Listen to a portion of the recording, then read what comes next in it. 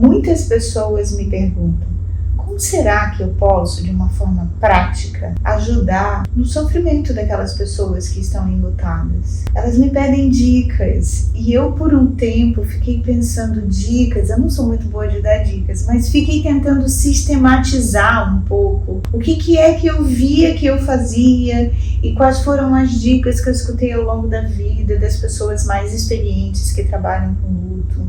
Então, esse vídeo foi feito para passar algumas dicas. Tá certo, não vão ser dicas talvez muito quadradinhas, porque esse tipo de dica eu nunca consigo fazer, né? De poder dizer faça isso, faça aquilo, mas talvez algumas questões que possam ajudar vocês a refletirem se estiverem diante de uma pessoa enlutada. Acho que pode ajudar.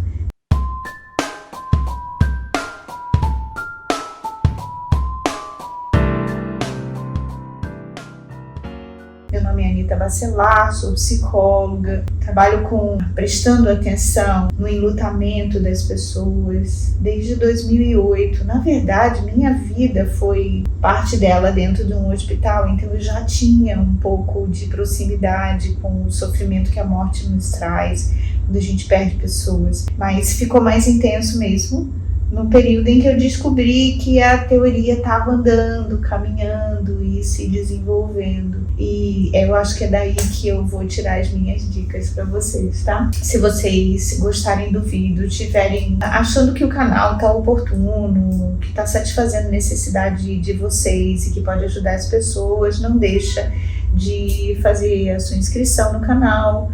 E vai ser um prazer enorme se você der o seu like e quiser conversar comigo. Acho que tem uma coisa de sininho também, que se você quiser, vai nos ajudar e, na verdade, nos ajudar e ajudar a ajudar quem precisa de ajuda, tá? Bem, por onde eu começaria, tá? A primeira coisa que me vem à cabeça quando alguém pergunta pra mim: tá, Anita, qual é a dica que você tem pra dar pra gente? A primeira coisa que me vem à cabeça é a forma como a gente se expressa como uma pessoa que está vivendo essa experiência de enlutamento.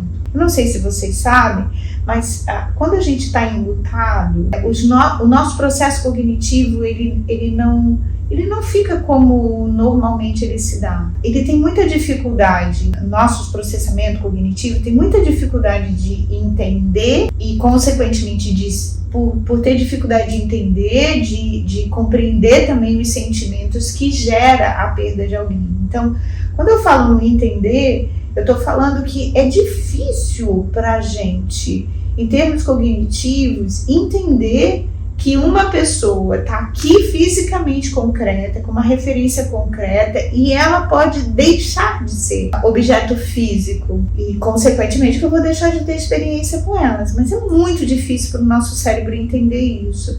Então, o que acaba acontecendo é que os momentos iniciais, e em seguida também por outras significações, os momentos iniciais de uma perda, ela é muito difícil de entender. Então precisamos tomar cuidado com a forma como a gente fala com os enlutados, porque uma fala muito prolixa, ou seja, com um texto muito grande de fala nossa, ou uma fala que tenha discursos ambíguos. Quer ver um exemplo concreto disso, né? Por exemplo, eu estava vivendo uma experiência uma vez no hospital com um médico que estava anunciando o falecimento de uma pessoa, e ele pronunciou a frase para anunciar o falecimento da pessoa. Ele disse: ela foi a óbito. E a pessoa não entendia que foi a óbito, era o mesmo significado do morreu. Daí a gente pensou: ela não sabe, não conhece a palavra óbito? Não era isso, ela sabia o que era óbito. Mas o cérebro dela em si, o processo cognitivo, não estava deixando processar. Vocês sabem qual foi o comentário que ela fez a seguir? E o que podemos fazer para ela melhorar? Olha, oi? Como? O que podemos fazer para ela melhorar? O médico acabou de dizer que foi a óbito. Então, a palavra óbito tem um significado, mas se a gente utilizar a palavra ela morreu, ajuda, ela tem mais concretude. E ao mesmo tempo, como eu estava dizendo antes, não podem ser fala prolixa. Daí duas grandes questões do nosso diálogo. A gente precisa se afetivo na nossa fala, mas um afetivo objetivo, com uma linguagem que não dê possibilidade de erro de compreensão para as pessoas e que de alguma forma, e essa talvez seja a parte mais difícil, que seja compatível com a linguagem que a pessoa utiliza. Então é muito importante a gente dar espaço para o enlutado falar sobre o que ele sente, o que ele vê, o que ele percebe, na quantidade e na condição que ele tem de se apresentar, porque não só essa fala é organizadora, que é a minha dica número 2, tá? Mas não só essa fala é organizadora, como também ajuda a gente, então, a entender qual é o tipo de linguagem dele e qual seria a melhor forma que ele teria de entender o que a gente tem para conversar com ele, ou para ajudar ele a entender melhor. É muito comum que eu até utilize palavras que ele utiliza no discurso para eu garantir o entendimento e a compreensão, assim, a continuidade do nosso diálogo. Mas a segunda questão, como eu estava falando antes, é que é muito importante que essa pessoa tenha espaço de fala. Então essa é uma outra dica. Estimule ela a falar. Estimule ela a contar o que ela viveu, ou o que ela percebeu do que ela viveu, como ela acha que foi, o que aconteceu. As pessoas, quando falam, elas, na questão do enlutamento, não só na questão do enlutamento, né, mas quando a gente fala, ela é mesmo organizadora, porque a gente vai colocando para fora as nossas percepções e vai tendo a chance de organizar da melhor forma possível. E quando a gente pensa na não existência que a morte gera, essa fala materializa, começa a dar sentido para a não existência. Esse é um primeiro ponto. Começa a dar a possibilidade de organização, como segunda dica. E como terceira dica, eu diria, puxa, e a gente pode aproveitar isso. Porque quando as pessoas nos contam as histórias dela, o que elas estão vivendo, o que elas estão percebendo, elas podem estar precisando de ajuda para melhorar a organização ou para entender melhor. Então, se nós estivermos muito atentos ao discurso dela, a gente pode estimular cada vez mais que ela fale, mas uma fala que esteja a serviço dessa organização, de aprimorar cada vez mais o entendimento por onde ela está passando, o que é preciso corrigir da percepção que ela teve, quais são os equívocos, quais são os acertos, e assim a gente vai dando espaço para ela e entendendo cada vez melhor. Eu não tenho dúvida de que esse entendimento cada vez mais aprimorado vai sendo útil demais para o processo de entendimento dela, das experiências que ela está vivendo e que ela ainda vai viver no que diz respeito ao luto. Uma quarta questão que eu acho importante também da gente enfatizar é que gera sofrimento, e a gente sabe disso. Falar sobre o luto gera raiva, culpa, ansiedade, uma sensação de que não vamos conseguir dar conta de seguir adiante e fazer o que a gente precisa fazer. Então, assim, gera uma série de mal-estar na gente. E esse mal-estar faz com que a gente, muitas das vezes, se canse e não queira continuar falando sobre o assunto. Então, uma outra dica que eu tenho para dar é que, cuidado, as pessoas cansam. Lidar com essas emoções são sempre elementos muito intensos, assim.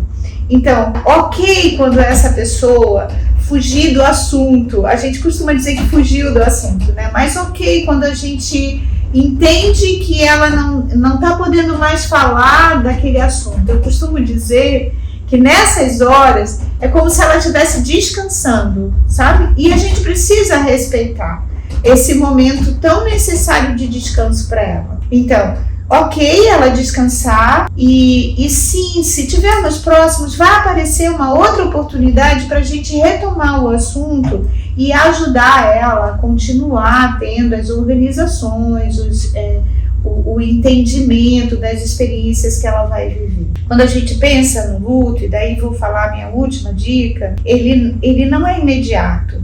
Então a gente não pode ter a ilusão de que a gente vai arrancar a dor da pessoa no encontro com ela, ou que vai ser um processo que vai começar aqui e terminar ali. Ele vai estar contido na vida dessa pessoa, né? Então a gente precisa reconhecer que essas conversas, elas podem muito auxiliar as pessoas naquele momento, e quanto mais conversas essas pessoas puderem ter na vida delas, quanto mais intenso for o processo de diálogo e de apoio que ela conseguir ter, maior a possibilidade dela ir organizando as experiências futuras que ela terá, fruto do enlutamento e das questões que ela vai ter que gerenciar na vida. É assim que eu penso que quando a gente pensa no luto, a gente não pensa num processo que ele precisa necessariamente envolver psicoterapia, mas ele precisa envolver diálogo, ele precisa envolver apoio, ele precisa envolver pessoas por perto que ajudem ao enlutado a estar na vida com o seu enlutamento e com os sentimentos que ele provoca. Bem, espero que essas dicas te ajudem a estar com os enlutados, independente do período em que ele tenha perdido, se foi recente, se já faz alguns meses ou se já faz alguns anos.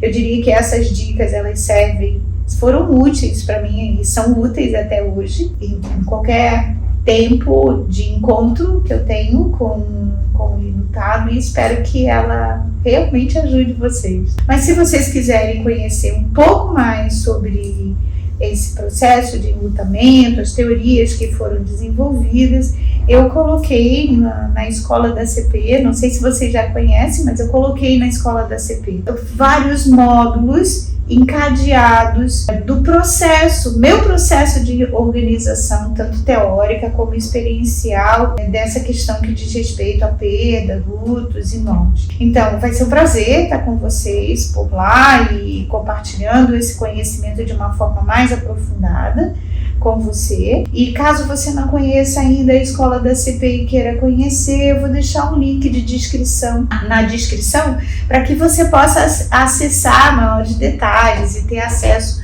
a todos os conteúdos que tem lá. Vai ser um prazer estar com você, vai ter um prazer compartilhar essa experiência contigo e aí de forma mais continuada, assim. Tá? Bom, eu vou ficando por aqui, acho até que esse vídeo já tá ficando grande demais e vou torcer para encontrar você nos próximos vídeos.